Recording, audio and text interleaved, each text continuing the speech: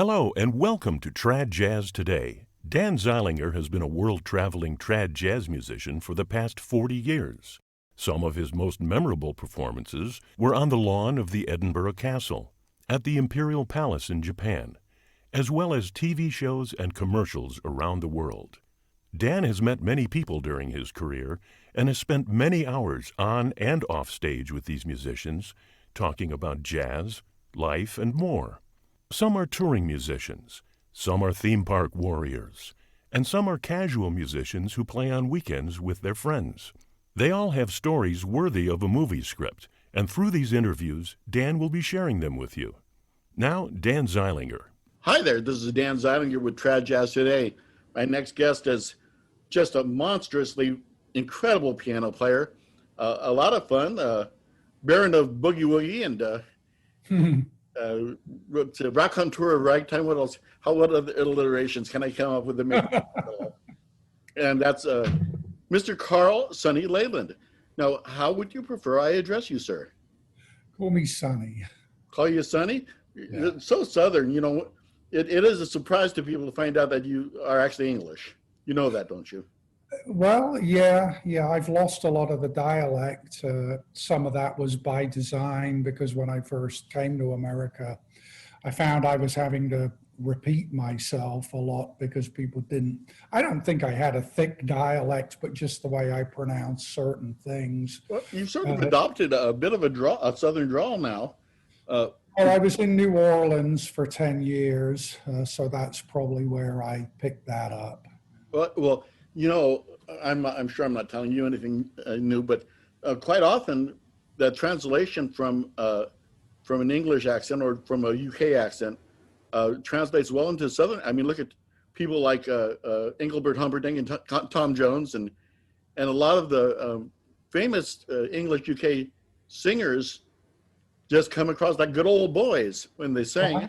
Right. And I think the accents are actually engendered from each other, you know. Right, somewhat compatible. Yeah. Well, I think that's where they come from. I mean, after all, we are siblings of the, you know, we are the children of the United Kingdom, and except for me, I'm half German and Filipino, but we won't go into that. So the, you know, the language, of course, was yours to start with, but God, I'm going to get off on the tangent here. I don't mean to. When I visited the UK and when I toured the UK, hearing how strongly the regional accents change was a surprise. Oh, yeah. Well, I grew up on the South Coast where, the country folk there had this kind of ooh-ah, rolling R type of a thing. But I didn't, well, I suppose I did pick it up to a degree, but my parents were from the north of England where the dialect was completely different, and they didn't pronounce R's at all. Like they called me Carl. Which happens here in Boston, for example. Yeah. Yeah, it's not a million miles away from that. So, you know, you can understand when I arrive in New Orleans and people are like, "What's your name?" Carl. Like, what? Al? So Sonny was a more convenient name. Sonny is my real name, by the way. It is my middle name. Sonny's going to help you get all that Western swing work anyway, and yeah, right. Yeah. You know, I'm not being flippant here. I think it's good for the pompadour, you know. Yeah, right. Well, I had a great uncle. I never met him, but he was Uncle Sonny. And that was where they got the name from. My dad always claimed he named me after Sonny Liston. Oh, wow.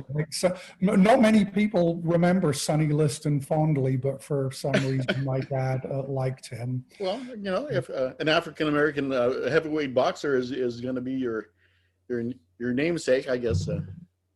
Yeah. What can you say? Well, let's start at the very beginning here. So what town were you actually born in, sir?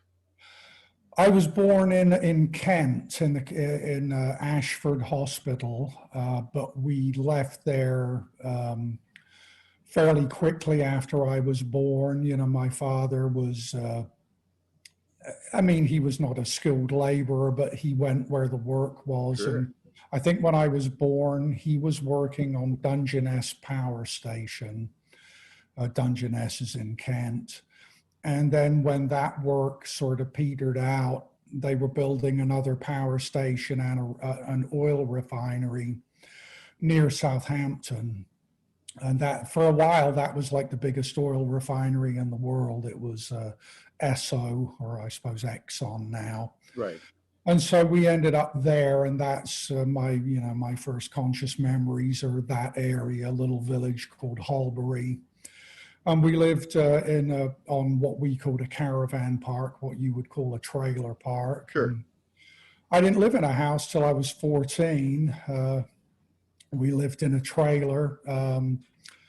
I remember it fondly. It was a nice kind of a nice way to grow up. But eventually, the bedroom that I had, I got too long for the bedroom. It was basically walls around a bed, and it got to the point where I couldn't get in there unless I bent my legs. And they thought, well, we better move to something bigger. And then we went to a council house in a nearby village called Blackfield. Okay.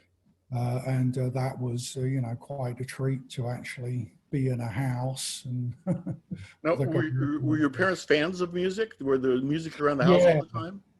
Yeah, my dad was a fairly serious jazz fan. I mean, he also liked country music and the 50s rock and roll, but he would go to the local trad jazz meetings. I think he called it Dixieland. He didn't really. Sure. He wasn't like a moldy fig. He liked it when things moved a little more. Terry Lightfoot was a favorite. We had the Terry Lightfoot records. Probably some Nat Gunella. I don't think we had any of that, but he talked about him. He was one of the prominent figures back in the day. But my dad had the Temperance Seven was another. I'm sorry. I was just going to say the Temperance Seven was another big British. Right, yeah, I think my mother liked them. I don't think my dad went for that. He liked Count Basie and the big bands, and he had seen a lot of those bands back in the day. Yeah, he'd seen Duke Ellington. They used to go to Manchester Free Trade Hall, okay, where a lot of the greats played. Wow. Yeah. So when was the first time you realized that jazz caught your ear? Well, when I was a youngster, I was hearing all these records that my dad had, and I liked them all.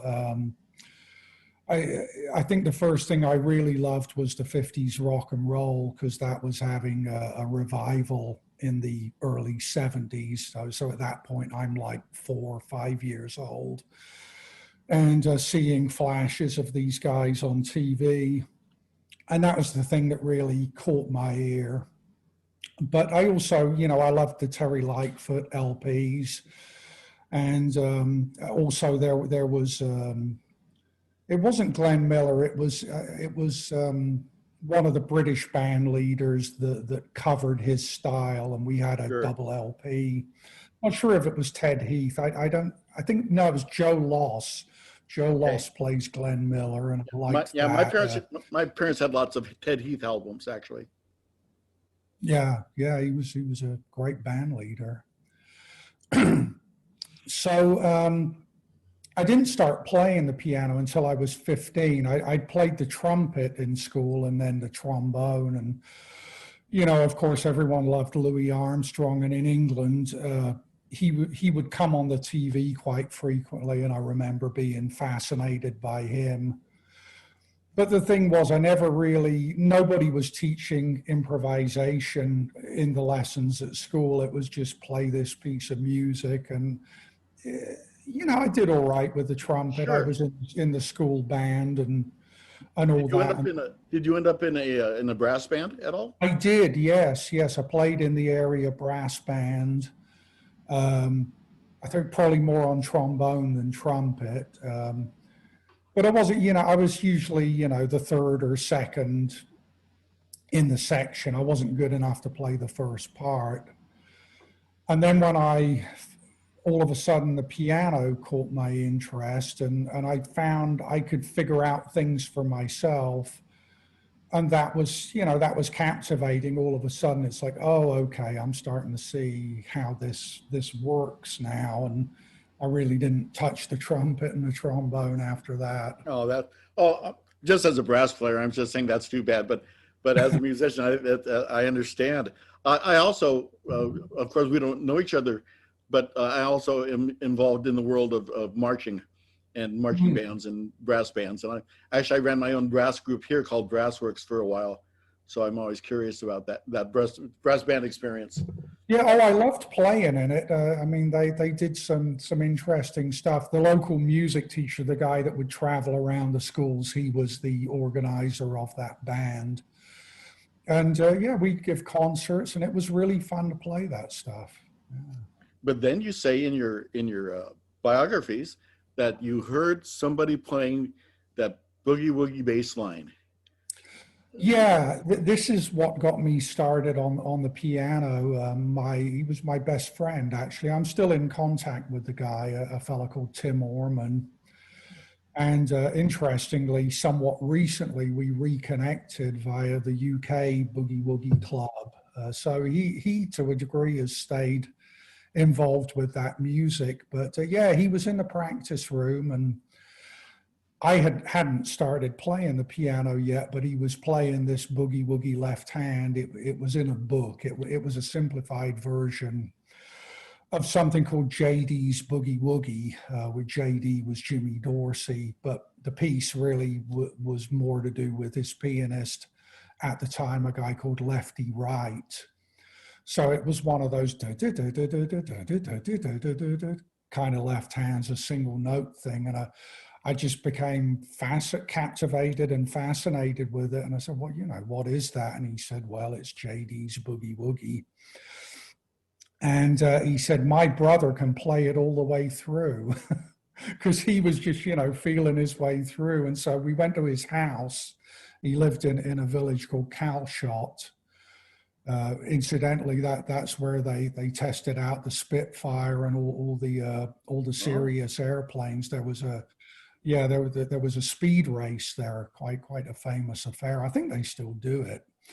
But anyhow, digressing, I'll get back to the boogie-woogie. So his brother, I think it was Mark Orman, he had a bunch of brothers. And we went back, and he didn't want to play it. He was kind of shy, but we talked him into it. And so he started, and he played this JD's Boogie-Woogie from the book, The Joy of Jazz.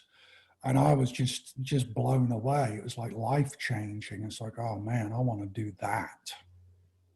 So I started tinkering around on the pianos at school, and like I said, realized I had some ability to figure things out. And I asked my dad if he knew anything about it, because we hadn't had, to my knowledge, we didn't have anything like that in our records. And he did. He knew pretty much all the basic stuff about it. Knew about Albert Ammons, Pete Johnson, and Meade Lux Lewis, who were the big three of boogie-woogie. He knew about Jimmy Yancey and Cripple Clarence Lofton.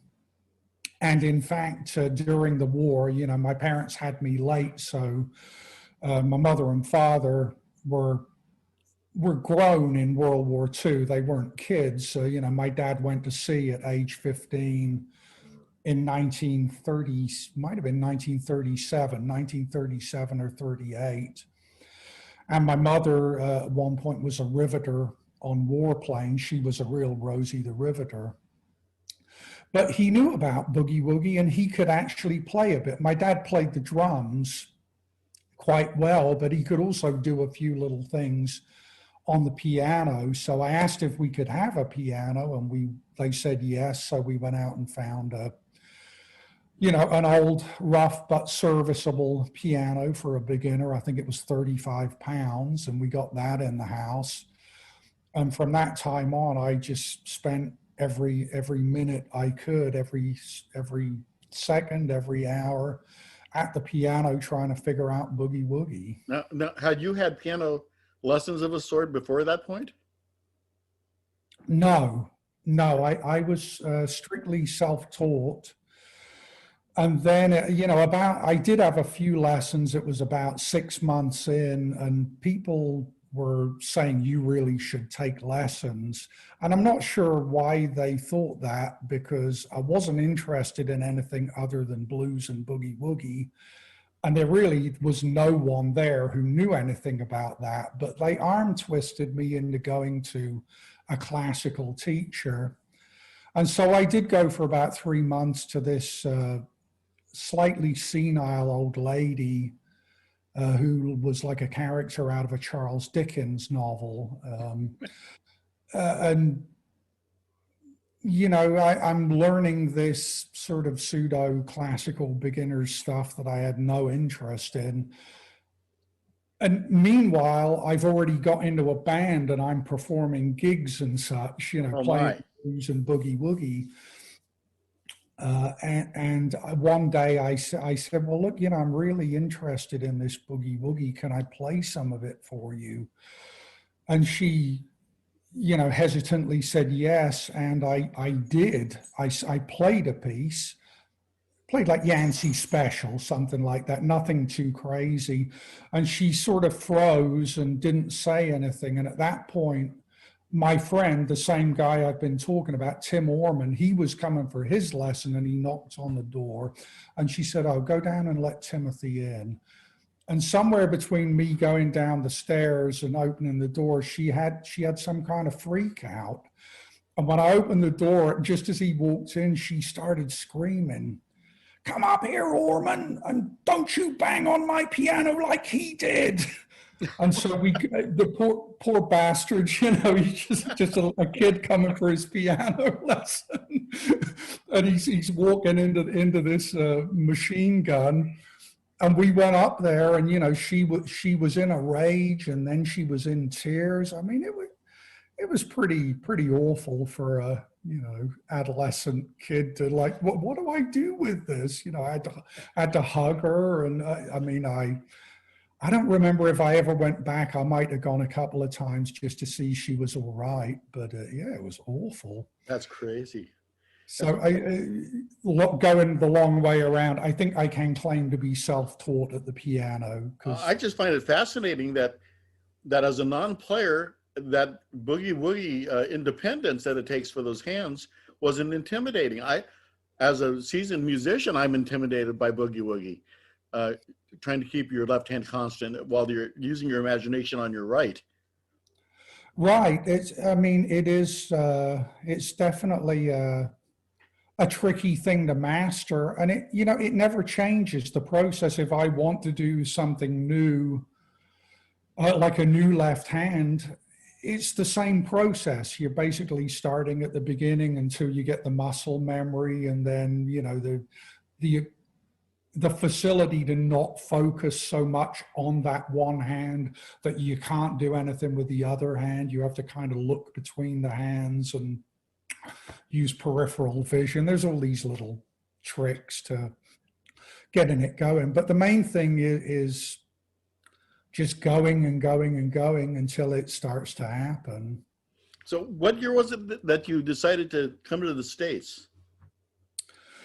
Well, that I managed to make the trip in 1988. I'd certainly had it on my mind for a long time. I always imagined I would end up in America. My dad had been here briefly as a sailor during World War II. I think he got off in Philadelphia maybe, and met some really friendly people, and he was really taken with it. And England was a pretty depressed place at that time.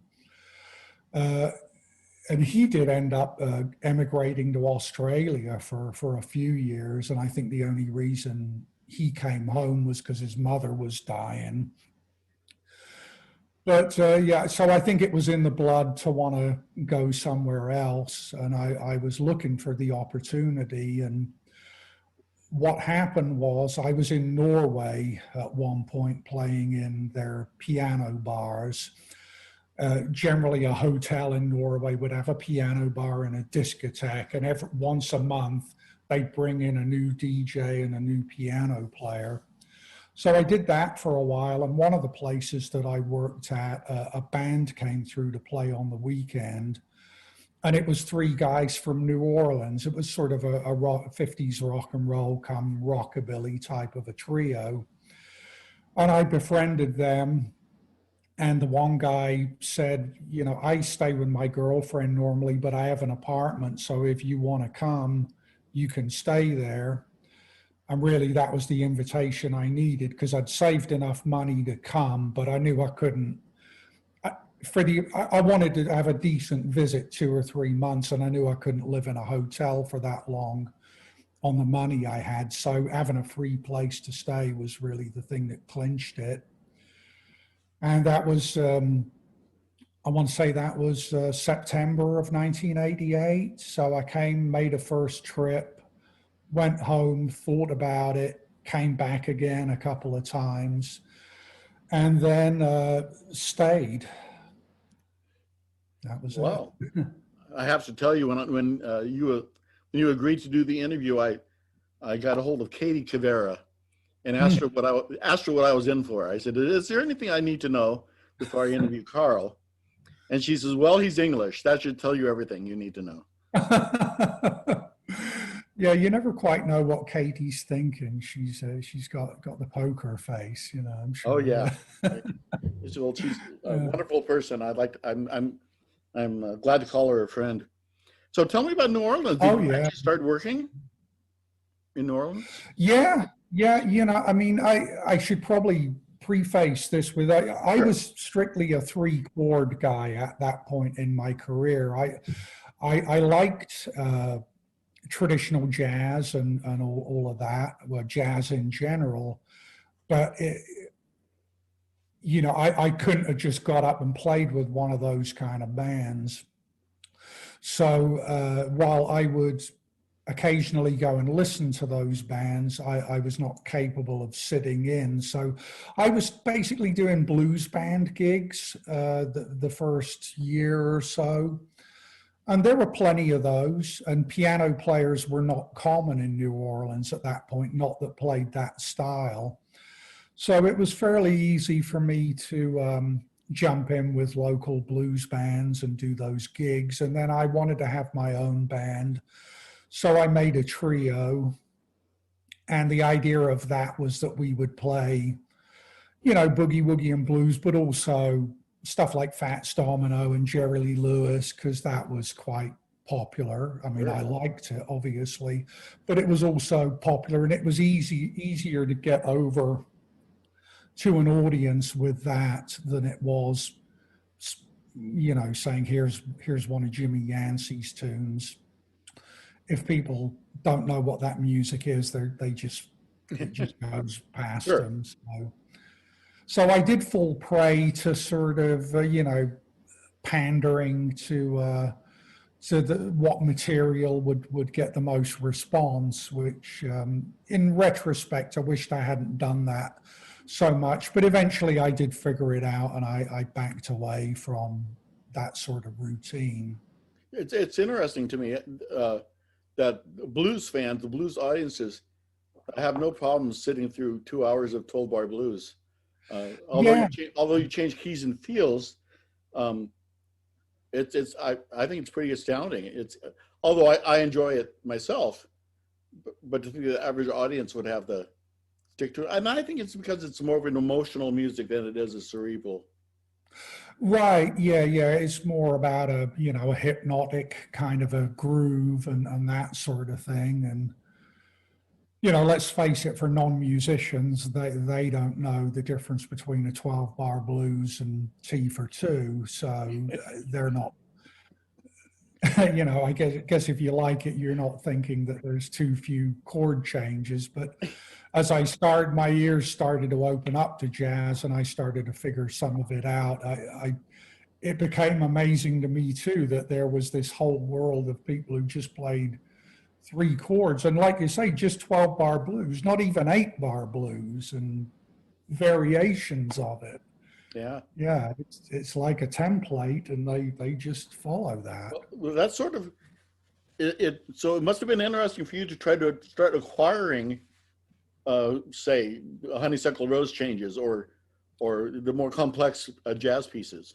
Yeah. I mean, it was very difficult for me. The blues and rock and roll came quite naturally. I mean, I worked hard on the technique, and obviously some of the aspects of playing the instrument are difficult, but the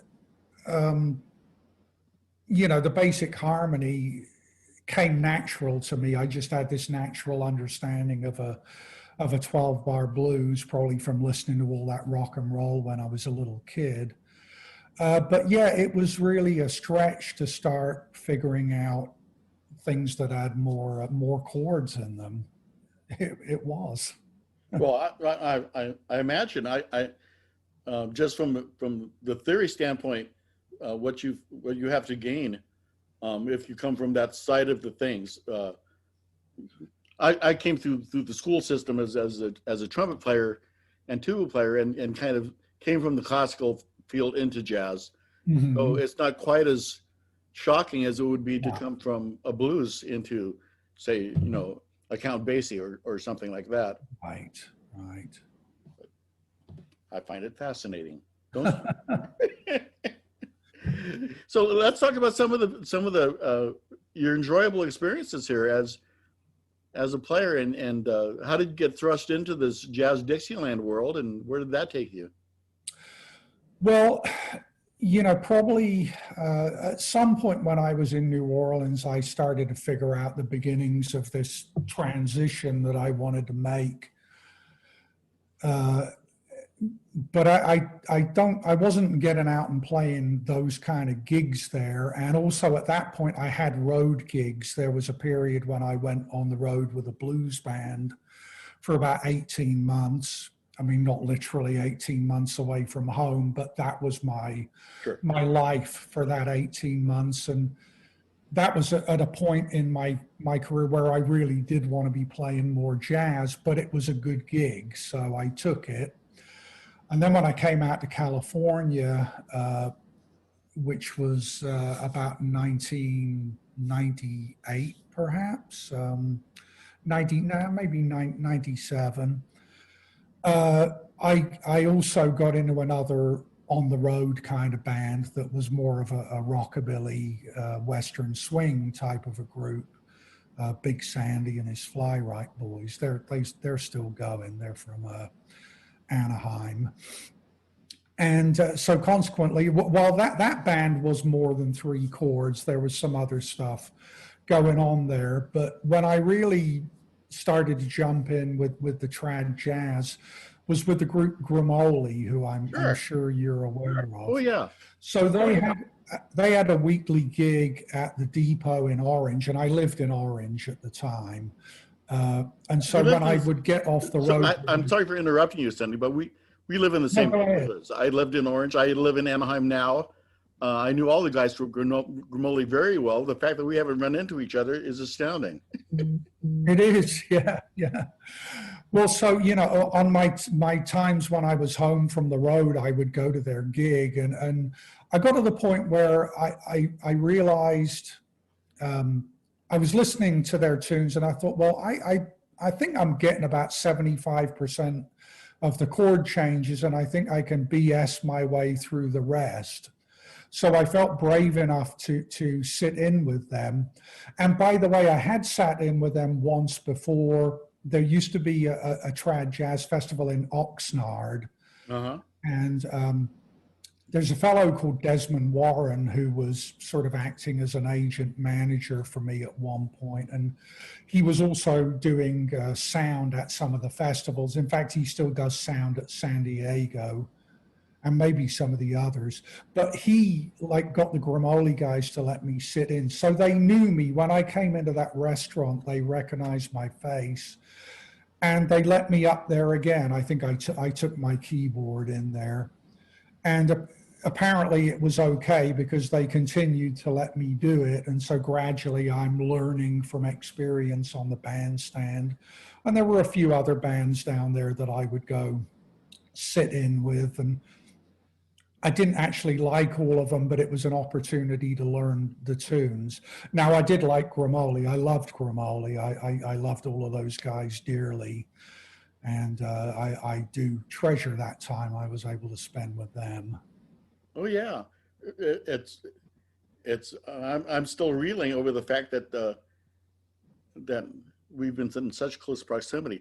Dennis Gilmore, Oh the yeah, cornetist, of course, he and I played in a British brass band together here in Long Beach. right. And he mentioned the brass band to me. I knew he had that on the go. Yeah, I've known your name for a long time, but it is I'm weird that sorry. we've never actually crossed paths. Well, those guys we're such good friends. I'm sorry. I'm just shocked that we haven't ended up on stage together. Anyway, that's great. So some of these, although my show is called Trad Jazz Today, the only reason it's called that is because it's now politically incorrect to say Dixieland. Right. And I've gotten a lot of maybe angry is too hard of a word, but a lot of interesting inquiries from Britain on the name of my show. They're saying, well, you're not just discussing trad jazz, Dan. I go, well, I know I'm not just discussing trad jazz. And I know that it's not part of the 50s revival from England when you guys were fighting with the mods. I understand all this. Yeah. But that was a big deal, obviously. Right. Yeah. I mean, the trad boom over there, it really it lasted a long time. But I mean, also the blues catching on over there was part of the trad boom, because it was Chris Barber who was bringing over people like Big Bill Brunsey and Muddy Waters and Otis Spann. He'd been to Chicago and heard those guys. And you probably know another one of my friends, Ray Bush. Okay, sure. He had the British Connection band. That's right, the BBC band. In fact, right after I get done interviewing you, I'm interviewing Scott Chapman, who is Stan Chapman's son, on another piano player. Anyway, our circles are so entwined. Whose son is he? Go ahead. You're breaking up a little bit now. I'm sorry. I didn't hear some of the stuff you said. I was just saying that our world seemed to be so entwined. It's craziness. Anyway. Yeah. Yeah, British Connection. They used to practice over at the Westminster Bowling Alley. All right. Yeah. Well, I used to go sit in with him at the old ship in Santa Ana. That was where I got to know Ray and his guys. Amazing. So when you somehow or another, so was it through kind of that jazz club group of guys that got you getting into festivals and becoming? I mean, you're now considered an all-star, in that. Oh, that's nice if I am. Yeah, I think Hal Smith had a lot to do with it. I started Hal put together a band called Hal's Angels with Katie and Anita Thomas, and Mike Earls was on bass, and we did some festivals with that group. And I also had a trio with Hal at the time, Hal playing drums and Marty Eggers on bass, who I still work with. And, Hal is a good guy for networking and all that. And he got us into quite a few festivals. So I have to take my hat off to him for that. Well, you're going to have to take a look at my channel, my YouTube channel, because I've interviewed Hal. I have an interview with Katie. Almost everybody from the Southern California scene I've interviewed at one point or another. And they're all pretty hilarious, actually. But well, yeah, hopefully I'm keeping up with that. Oh, you're fun. What I really became aware of you wasn't necessarily because of Mark Caprion, but because I'm just watching videos of the local jazz festivals and the things that you've done with the groups. Amazing, Now you must have played with Hal in his country bands, also his country swing ideas. No, I think we had become estranged, might be the word for it at that point, and probably no need to go into detail about that. It's a personal thing. We're on good terms now. Oh, I understand. But, it got tense for a while. And so, no, I haven't. I mean, I do keep some contact with that world, with different groups. I guess what I'm just trying to get to is you are a fan of like the Bob Wills school of country swing and those things. Yeah, absolutely. Yeah, I do that sometimes. We have a group called the Four Hoot Owls, led by Dave Stuckey, and we occasionally get to do some gigs with that group with steel guitar and fiddle. So let me ask you the question that was asked of me. In the best of all worlds, what is your ideal gig? What style? What size? What venue? Yeah, I mean, I like the variety. I like being able to do all of it. In a sense, a solo piano gig, I can play everything from sort of folk blues up through the more sophisticated things that I'm able to do. Maybe I wouldn't want to I will throw Teddy Wilson's name out there. I can't play like him, but the approach, I like that kind of swing improvisation. I like doing that. But yeah, it's really just in the moment. It's great when you've got a group of musicians who are all on the same page and you're all feeling good and playing off of each other. So I like doing all of it. I don't want to limit it to one thing. You might be interested to know I played the last two recordings with Big Tiny Little that he recorded, and just when I hear that boogie-woogie style, that's one of the things that he did extremely well also. Right. I know he was known for doing a bit of that. So, well, this has been so much fun. Do you have any of your music available online for sale, or is there any way people can support you? Yeah, I mean, if people want CDs, the best thing to do is send me a message through my website, which is carlsonnyleyland.com. Just make sure you spell Leyland correctly. It's Leyland. There's a Y in there. Man, it's hard to sell CDs anymore. Nobody wants them. Well, what's really kind of taken its place is streaming. Right. Is make it available so there's some way that people can purchase a recording and just download it. It seems to be the way to go. Yeah, I really should get set up for that. I should, and it's just one of those things that I've never gotten around to. Great. So have you managed to get any play in during the we're going to talk about the lockdown a little bit here, but have you managed to get any play in for the last few months? Oh, yeah. I had, there's a fellow I work with that has a vintage recording studio, and he drove out from Virginia with his equipment, and we did a big session here at the house. Had quite a few musicians came up over the course of a few days, and we recorded a hell of a lot of stuff. And then I was the MC and also performed at the Pismo Jubilee by the Sea virtual festival. We did have a limited live audience. I mean, obviously masks. I was part of that live audience, actually. Oh, you were up there? Oh, okay. No, I was watching. Watching, okay, yeah. And as well with the San Diego. Right. Well, Pismo, they did actually have some bodies there, but, limited. It's one of my favorite festivals. It's. And then Mark Caparone and I went to Arizona and played a physical festival, which was interesting.